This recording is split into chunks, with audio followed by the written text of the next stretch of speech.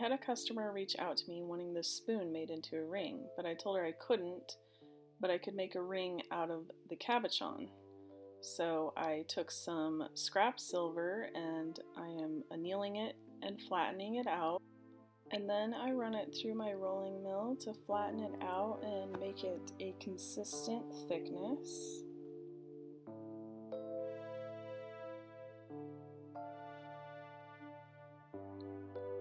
Now I'm marking it to cut it.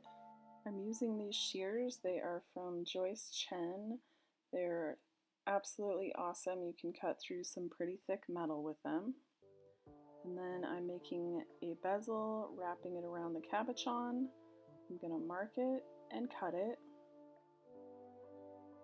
And I like having really flush ends, so I'm going to use this miter jig, also a great tool. Just going to file both ends.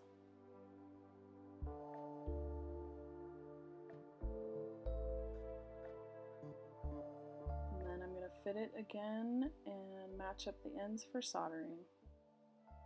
This is hard soldering paste. And now I'm going to use a medium solder paste to solder the bezel onto the back plate.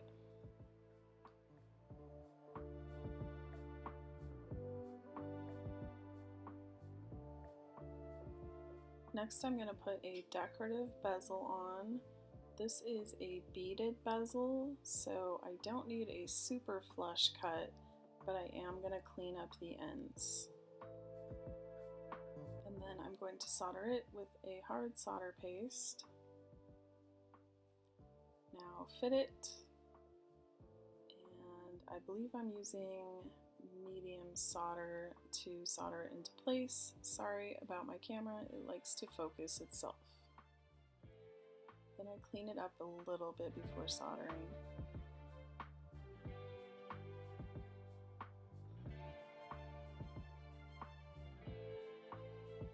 After soldering, I pickle it and neutralize it, and now I'm using those handy dandy Joyce Chen shears again to trim up the outside of the back plate.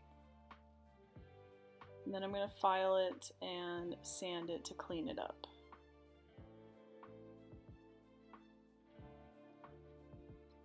Now, I had told this customer I could engrave something custom on the back if she wanted, and she wanted this Celtic knot.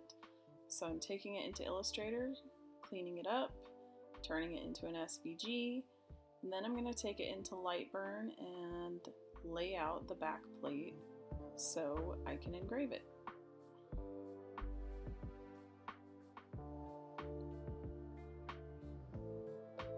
And now to fire up the laser.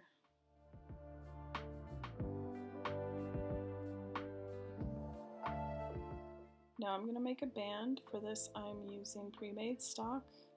I'm going to round out the edges. And then I'm sanding all the edges to clean them up, make sure there's no sharp edges. Now I'm using my arbor press with flat wearable attachments to bend it into a ring. This is going to be an adjustable ring, so I'm going to fold it over itself.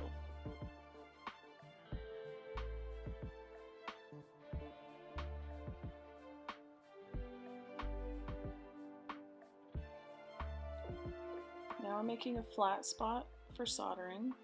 Since this is my last solder, I'm using easy solder. I'm going to solder that baby on.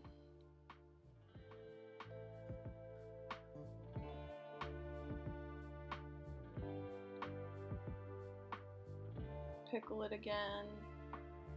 And then I'm going to add some patina. This is called Black Max. This adds patina to silver and copper so that you can really make the details on your jewelry pop.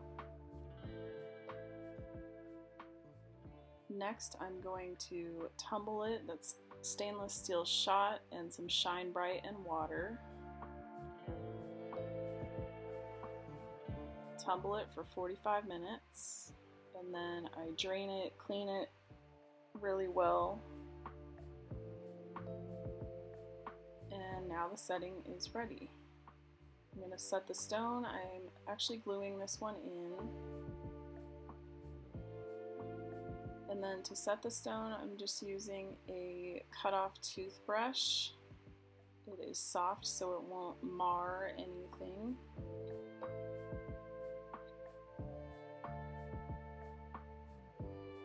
And there you have it, a completed ring.